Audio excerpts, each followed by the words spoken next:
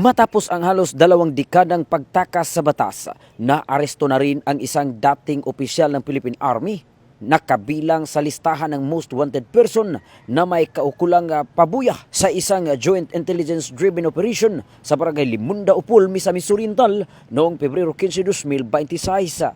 Ang akusado, nakilala sa alias Teniente Teacher Jacob, ay dating Second Lieutenant ng Armed Forces of the Philippines at graduate ng Scout Ranger Course.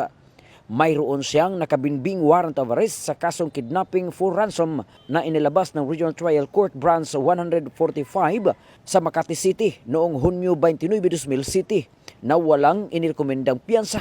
Siya rin ay kabilang sa PNP Most Wanted Kidnappers 2011 na may pabuya na umaabot sa 300,000 pesos. Isinagawa ang pag-aresto ng Regional Intelligence Division 10 bilang lead unit katuwang ang 2nd PMFC Misamis Oriental, 10 of 1st Maneuvering Company RMFV Region 10, Upol Municipal Police Station at DI Mapio at PNP Anti-Kidnapping Group Mindanao Field Unit.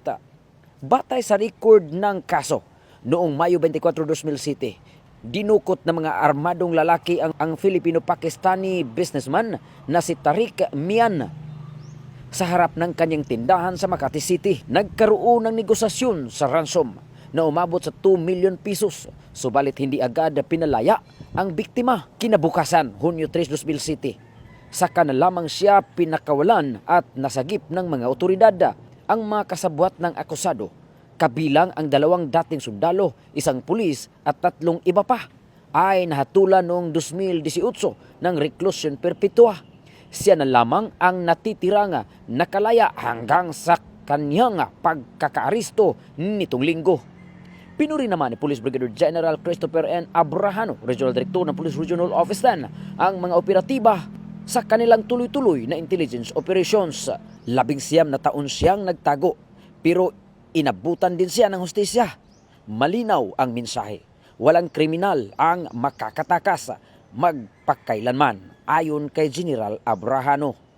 Ang akusado ay kasalukuyang nasa kustodiya ng Maharlika Detention Cell, Kokpo para sa wastong disposasyon.